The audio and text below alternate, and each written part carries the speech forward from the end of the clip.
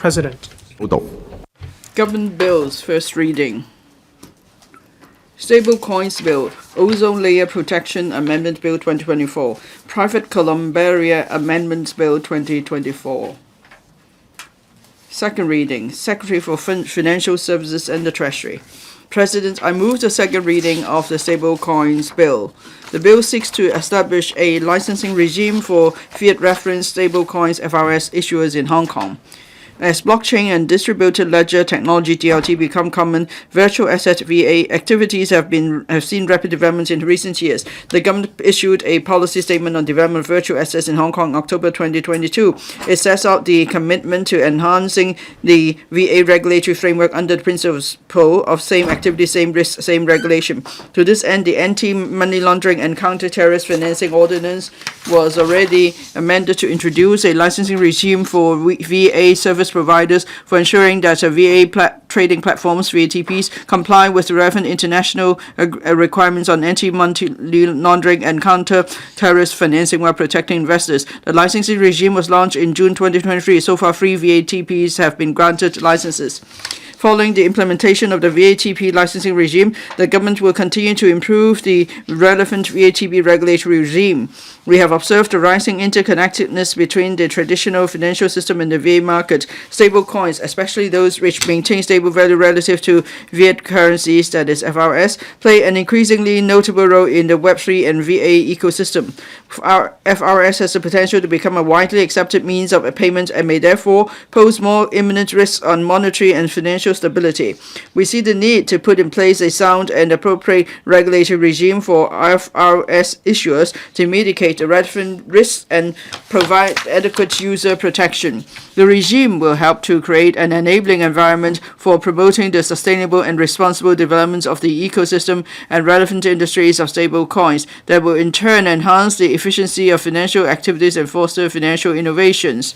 In formulating the proposed regulatory framework for FRS issuers, we followed international standards and made reference to the recommendations of the Financial Stability Board. We aim to establish a regulatory regime which is suited to the local situation and aligned with international standards and practices.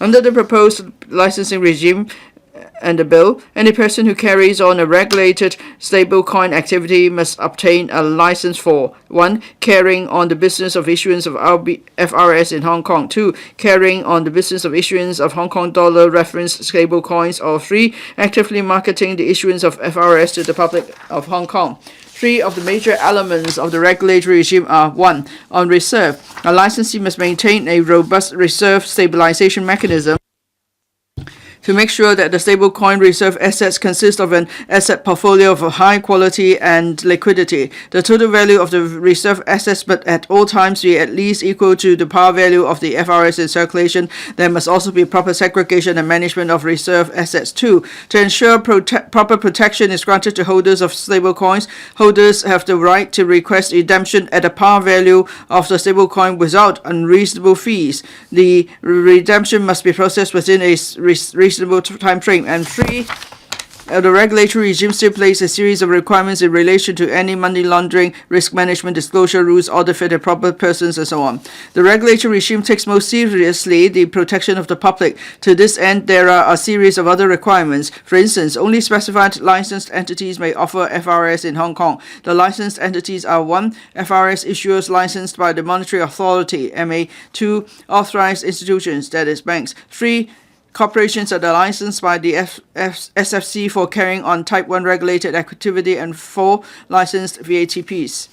The bill provides a host of supervision and investigation powers to the MA for the effective implementation of the regime. On supervision, the MA may make regulations and issue guidelines. On investigation, the MA may conduct investigation into the relevant parties when there is a reasonable cause to believe that an offence has been committed or a requirement has been contravened under the regime. The MA has the powers to compel the provision of relevant evidence or assistance with the investigation and to apply to a magistrate for search warrants. The FSTB and the Hong Kong MA jointly conducted a public consultation on the legislative proposal last year. There was broad support for the proposal. The consultation conclusions were published in July 2024. I'm grateful to the public for the invaluable views and to the panel on Financial Affairs and the Subcommittee on Issues relating to the developments of Web3 and virtual assets of the Legislative Council for their support. President, the legislative proposal adheres to the principle of same activity, same risk, same regulation. It is consistent with the regulatory policy on VAs in Hong Kong. I hope the Council will pass the bill as soon as possible for the early implementation of the regulatory regime for stablecoin issuers in Hong Kong. I so submit. Thank you, President. I now propose to question you that the aforesaid bill be read the second time. In accordance with the rules of procedure, the second reading debate is adjourned and the bill is referred to the House Committee. Hoàn Cảnh Secretary for Environment.